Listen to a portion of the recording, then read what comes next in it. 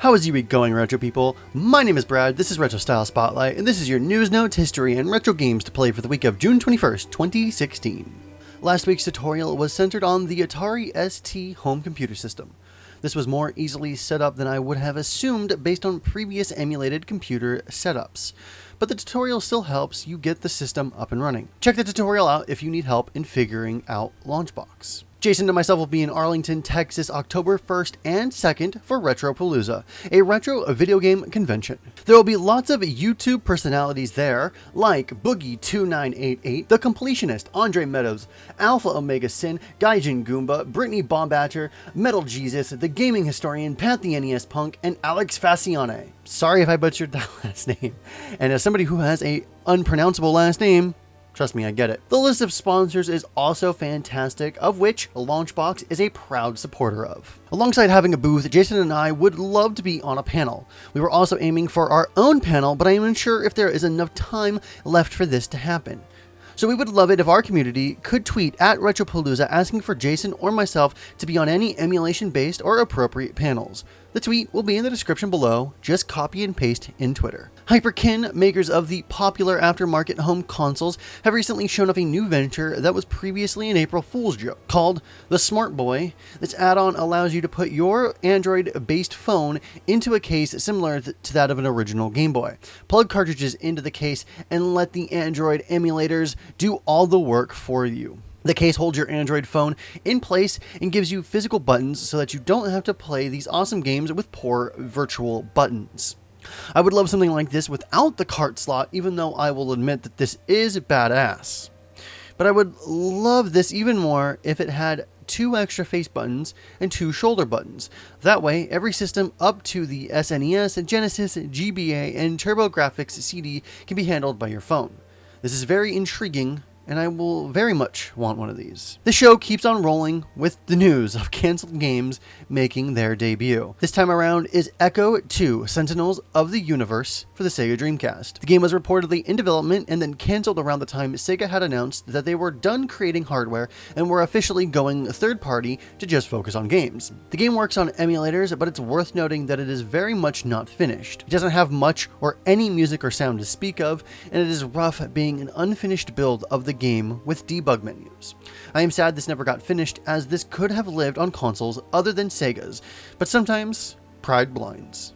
I just want to quickly mention this story, as you should go and read it yourself, but Ars Technica has recently recounted the tale and caught up with the hacker behind the infamous 2003 Valve hack that brought the Half-Life 2 source code to light.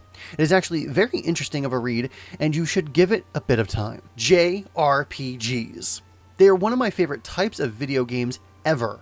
Role-playing games in general are among some of my favorites, so you'd imagine my delight to find a game called Am Setsuna.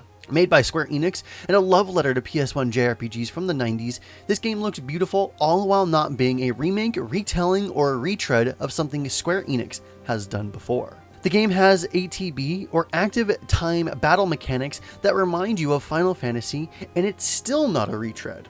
And to top it all off, the game has turn-based gameplay, really harkening back to RPGs of a time gone by. Not many JRPGs still stick to turn-based combat, but it is refreshing to see a few new series come out like this and bring it all back again. The game is sexy, and it looks refreshingly old, if that makes any sense. The game will be coming out on PS4 and Windows worldwide, and on the Vita in Japan. As a side note, I really love my Vita. Everyone should go buy one of these things if you love RPGs and Japanese games. It is riddled with them. This month in 1999, Persona 2 Innocent Sin is released to the Japanese market. Persona 2 Innocent Sin is a JRPG developed and released by Atlus for the PS1 in 1999. It is the second entry in the Persona series, itself a sub-series of the Megami Tensei franchise, and acts as a sequel to the original Persona. The original version was not localized for Western territories, however the PSP version was released in North America and Europe under the title Shin Megami Tensei Persona 2 Innocent Sin. Innocent Sin takes place in the fictional Sumaru City, focusing on a group of high school students from Seven Sisters High School.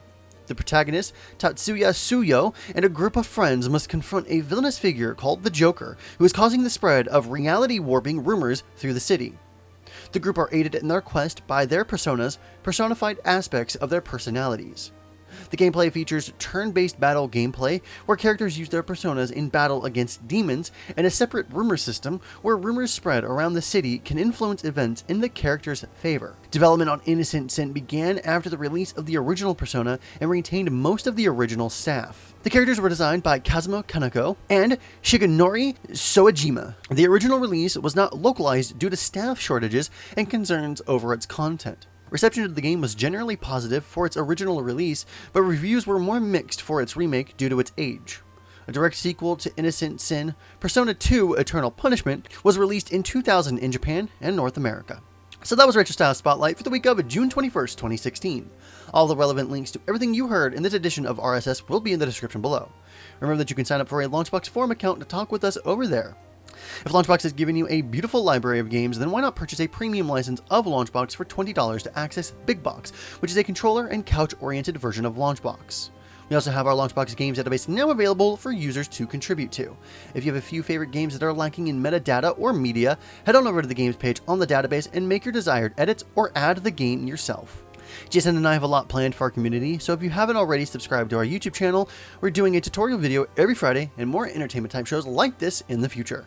Let us know what you think of RSS and any feedback you may have on it. My name is Brad, and remember, Freaks and Geeks, to play more games, and we'll see you next time. Have a good day.